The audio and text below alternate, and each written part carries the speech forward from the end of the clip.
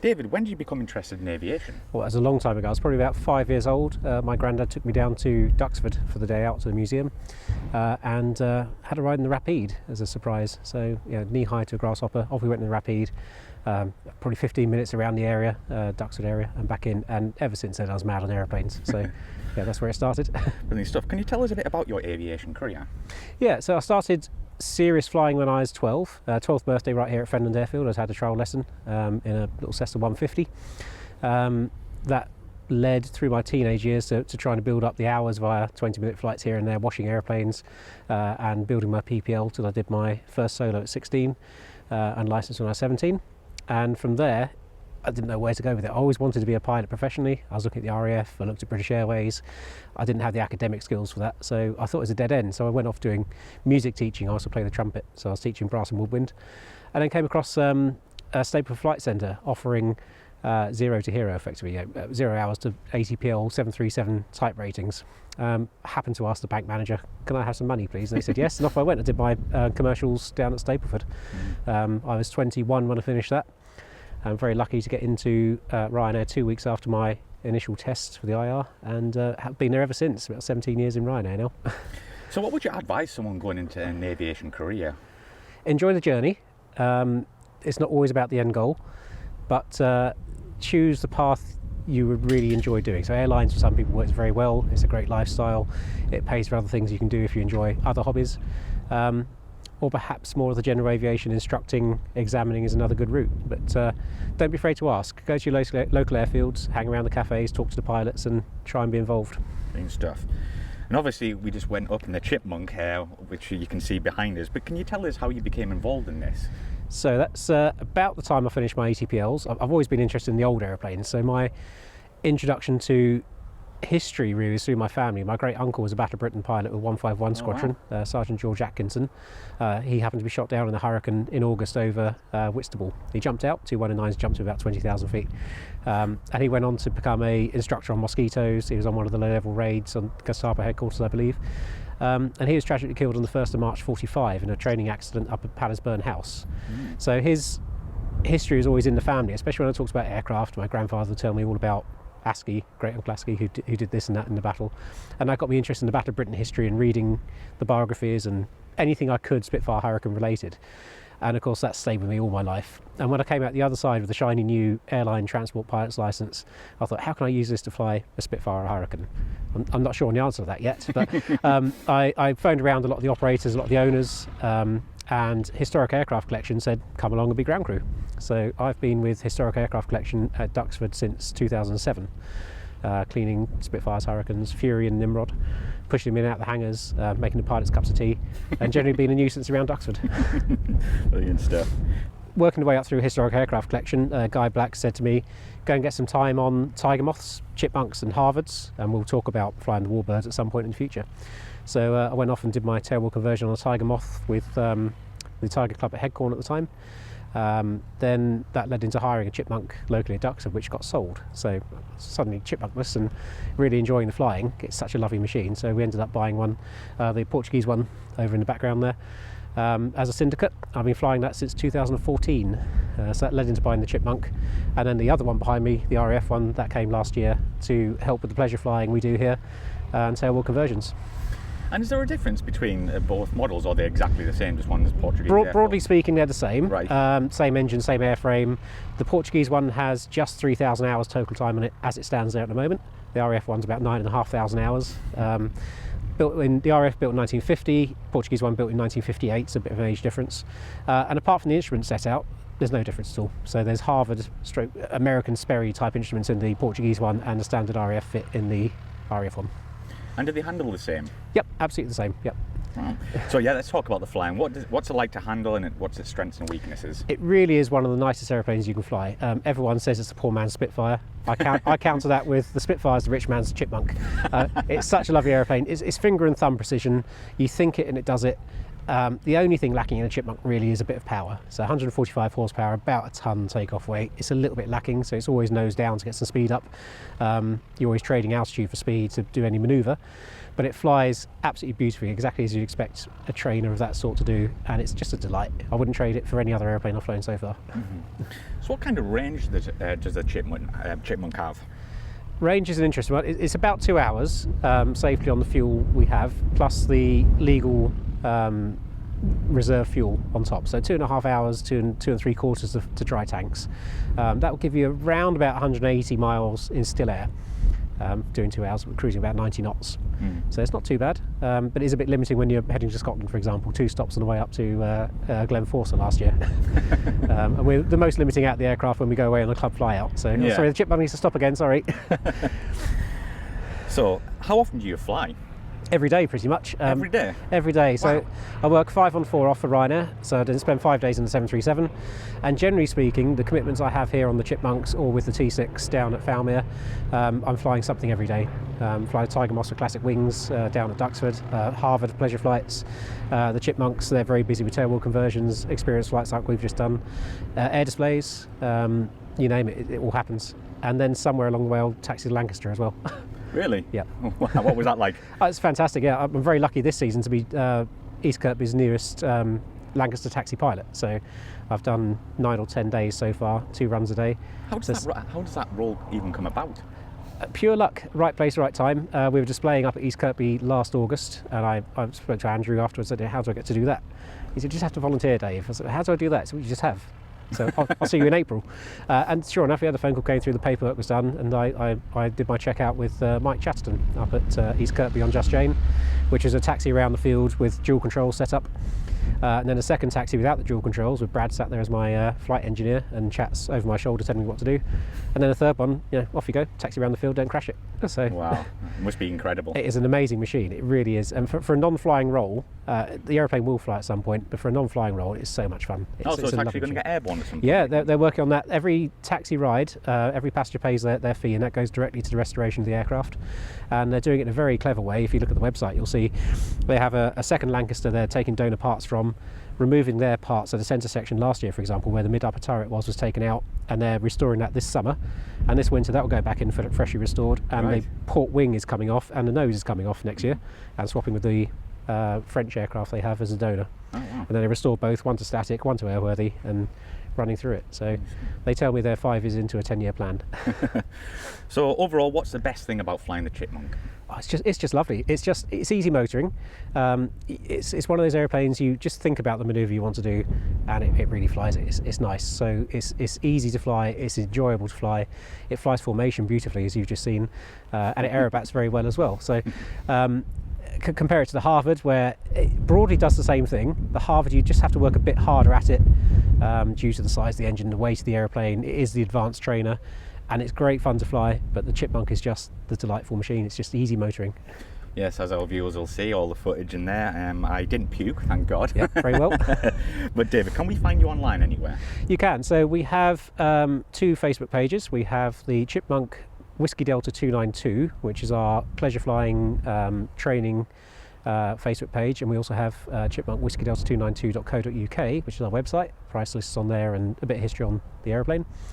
And we also have the Vintage Pair display team Facebook page, where you can keep track of what we're doing as a team and our practices. You'll see John a bit later on. And there's also the Vintage Pair YouTube channel, which is generally where I put my flying bits and pieces up and down. So there's some Lancaster video on there, there's Harvard flying, Chipmunks, Tiger Moths, and general aviation stuff. John, when did you become interested in aviation?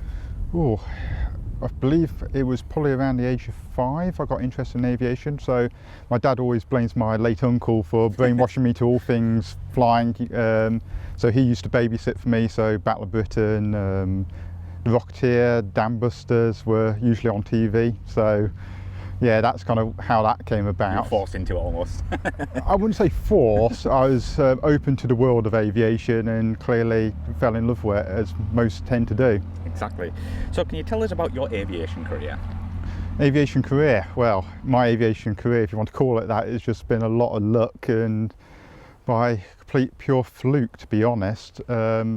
So my late uncle bought a Chipmunk from the RAF, WG308, and again he was not a pilot, ex-air cadet, and just loved the Chipmunk. And basically my dad kind of got dragged along a bit in that equation. They went to the auction, bought Chipmunk from the Air Force. Didn't know which one they'd bought. They were at the auction with different pages on the catalogue and kind of looked at each other when the hammer went down and what on earth they bought. All the Chipmunks at that point got taken to RAF Newton to be sold off, which is just down the road from where I live. And they turned up there to collect the airplane, put it in a container, no money to do it, just a bit of a pipe dream as it is. And when they were taking it apart, all these Chipmunks had gone all over the world, but it happened to be, when they talked to my late uncle, was that this was their own airplane on their squadron and their favourite of their fleet. Wow. So by pure luck and fortune, it got put in a container for a year, and they got a call back from them saying, hey, could you bring it back, please? So all the guys pitched in their lunch hours to help get it back in the air. So Mark Irons was the main engineer, Howard Hall, and then the main instigator was a guy called Bill Purchase, who did the Chipmunks Around the World flight. So nice. That, as I say, if it wasn't for these people, I wouldn't have even been able to get into aviation. You know, it's just a matter of right place, right airplane, and luck. Indeed, and again, sadly my late uncle was ill. He did fortunately get to fly in it a couple of times before he died. Then the airplane got moved to Berks and Heath and then on to Cranwell when Newton got closed. Then there was a big shake-up at Cranwell of airplanes being kicked off base. And basically, you know, you panic, where are you going to put this thing? And a guy called Charlie Brown was kind of on the case, old airplanes, and clearly he gravitated towards it. So he flew it across with my dad to IF Syston, where he got residence for it. And my dad said, well, would you take my son flying at the weekend potentially? And he said he'd be delighted to. We did. And then my dad asked him, well, would you be interested in teaching him to fly? And yeah, that's how it all came about. So I met Charlie and learning to fly. He had his Triumph 2000 estate. He would turn up at the airfield. Nice. I think at that stage he had one seat in it. It was in single seat mode. He was restoring the thing. And basically I learnt on an RAF base in an ex-RAF airplane by Charlie Brown and Chipmunk, and complete pure fluke. That's amazing. Yeah, that's a great I mean, story. You know, I look back at like the Newton days and the Syston days. Just they were golden times. You know, Newton felt like a holiday camp. It really did. And again, Syston, yeah, just amazing. You know, I couldn't be more fortunate. So I think for anyone who's interested in aviation, it's just, if you've got the passion for it, people just tend to they see a bit of themselves, I think, in it, and that's what I think has got me to where I have. Yeah, absolutely. Really. So can you tell us what it's like to fly? Fly the Chipmunk? Well, most of my flying has been on Chipmunk, so I clearly learnt to fly on it, so I've got a certain bias, I'd say, towards the aircraft. You know, say 308 certainly is a part of the family, but no, it's a delightful machine. You know, I learnt on a tail wheel, so it all came natural as to what that's about. It's very light on the controls. I think everyone would say, well, it would be nice to have a little bit more power, but otherwise it's very docile. It will bite, but it'll give you a lot of warning. You know, it's kind of the case of prodding the line enough, eventually it will bite your head off. But unlike something like the Harvard, you don't really have to prod that, it just wants to bite your head off. But the Chipmunk will just take it in. I think that's why it's such a great training aeroplane, because it lets the instructor let the student get it so much out of true before they have to take control, so the student gets the idea of how far you can go. Whether something like the Harvard, where the instructor's got to catch it straight away, they don't have the chance to explore the envelope. And does it take a lot of maintenance to keep these flying? Yes, unfortunately, you know, maintenance and cost are always the constant battle. You know, trying to find spares for old airplanes, especially. You know, again, talking to David before, you know, we'll constantly chat to each other about spares. You know, we try to collect what spares we can, but finance is always a constant burden of that. You know, you look on eBay. You know, I know David had to switch magneto switches on his Chipmunk. They went down. Problem is, they're the same as Spitfire, so of course, or Mosquito or whatever. So everyone's got them labelled as a Spitfire, of course, and their astronomical price, you know, goes through the roof. So. But no, fortunately, we had a big issue with our Chipmunk is fatigue hours on the wing. So that really is the bugbear of the Chipmunk, is fatigue on wings, which is, to be fair, a bit ridiculous, but it is the way. So we were coming very low hours on the wing, which mean right off the aeroplane. Fortunately, we managed to find some wings recently, which have very low hours. So fortunately, you know, a bit of a breath of relief, you know, kind of thing. And we managed to get them, cleared any restoration, go back on, but yeah, it's always a constant battle. Yeah, I can imagine. So how often do you fly? Not as much as I want is always the answer. I think how much anyone flies. This year has been not a great year for me flying wise, but yeah, if I have the opportunity, I'll take it. You know, I think any pilot will say the same. You know, if the opportunity presents itself, you know, you just take it with both hands. You know, I've been very fortunate to be, you know, from a young child to have the opportunity to fly in some rather exotic airplanes as passengers. So again, I think it's, yeah, you just take the chance. And yeah, brilliant stuff. So can we find yourself online anywhere? Well, basically where David said, the Vintage Pair is the main outlet, so on Facebook, and that's kind of joint. David kind of manages it, I provide photographs and images. So we kind of play to our strengths and weaknesses, which we do as a display team as a whole. So how did you chaps get into formation flying? Well, I think you were flying a Chipmunk Mike Golf at that point, weren't you? That's right, yep. So I think, was it through Historic Aircraft Collection? Because both of us were at Historic Aircraft Collection at that point. So I believe it was with Charlie, who clearly taught me to fly.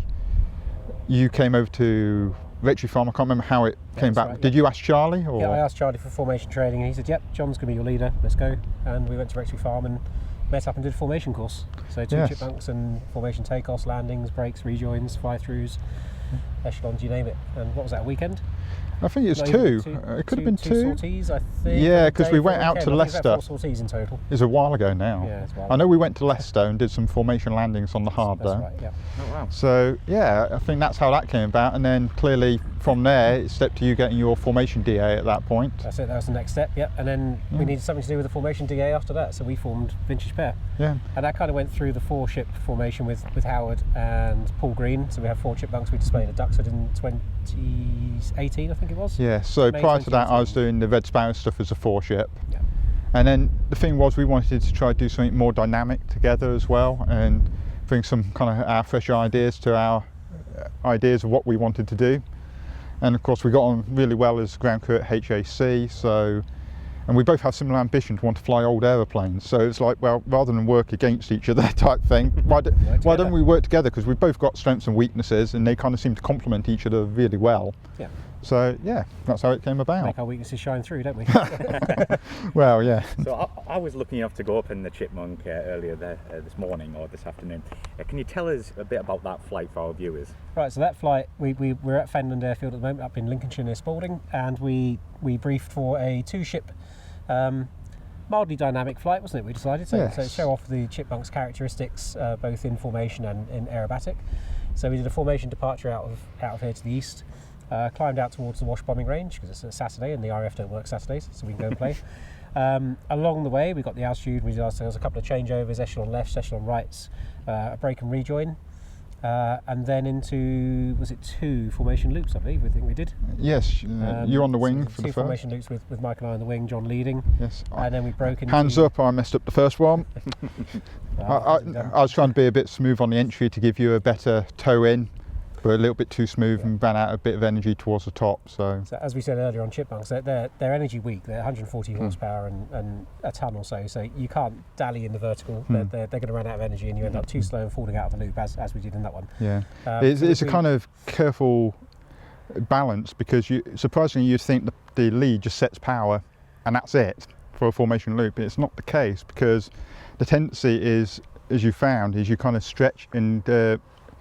So you kind of stretch, then you get too close and you stretch again. So it's a case of the lead trying to look back over their shoulder and juggle that. Yeah. So again, it's kind of a fine balance between having too much airspeed at the wrong point and not enough at the other point. So. And that's one of the principles we use in Vintage Pair. We both fly the wing, we both fly the lead for displays. We swap over for every flying display we do. If it's a 2-day show, I'll lead one day, John the other. Right. So that way we know in our routine exactly where he's going to need power on the wing, or where I should pull power back on the lead. And we can help each other out and make the display stay tight, stay dynamic, because we've flown both positions. We know where we struggle for each part. Got you. Yeah. So that comes through to the dynamic flying as we just did. So. And to be fair, we both like being on the wing as well, because it's. I think the wing. Well, each is a challenge in its own sense. You know, as we discovered today, you know, each has its strengths and weaknesses. But I think the thing with the wing as well, yes, it's good fun, but also it's instant gratification. You're either in or you're out. You know, it's a black and white almost. Two positions in formation, in and out. Yeah, precisely. So the lead, yes, your display, you're responsible for clearly radio, the hold, running in, altitudes, briefing, altitude, but also you're managing the whole pace of the display, so the distances as well from the crowd. So there's a lot going into that. And the wing, yes, is easier in ways, but it's more physically demanding flying, especially on the weather. So if it's bumpy as it was a bit today, or if it's a good on-crowd wind, it's like doing head-on passes with the Chipmunks, you know. Again, you don't really have that power to time adjust to get the pass in the crowd centre. So you'll find that both, unlike most jets, display teams where one guy's probably mostly jockeying the throttle, and that's the wingman to get that crossover. With the Chipmunks, it's a bit the lead doing the same, so you're kind of both monitoring each other's progress to give the most chance, again, with the lack of power. Yep. So following on from those loops then, where we fell out and I think you were feeling a bit unwell by the second one, so it was time to knock that on the head. Before you became unwell, as we briefed you, if you're feeling unwell, just stop it and you'll be absolutely fine, as you will for the rest of the flight. So you haven't got any real G tolerance built up, and again, you do find it degrades over time as well. Yeah. So at that point, we came out of the loop and I broke right. Jon followed us. We tail chased our way down to low level over the marshes, over the Holbeach Range. Other way around. It's the other way around, wasn't it? Yeah, you chased me. That's right. We swapped over down there. That's right. So long ago, so at least half an hour ago we did that. So, I worry who's following who now. True, a mixture of tail chase anyway. We followed Jon down, then we swapped over, loops and rolls on the way down. Low level, we took over, strafed the target a couple of times and saw some seals, didn't we? So. Yeah, hopefully there's some nice footage of that. I was trying to line up the gun camera on you guys. And brilliant stuff. So hopefully that and your viewers are seeing that now, because I've got to say that was quite fun to watch. Yeah. But the ultimate thing with a formation team, especially when we're doing it as a pair as we do, is the trust of the wingman, trust the other person.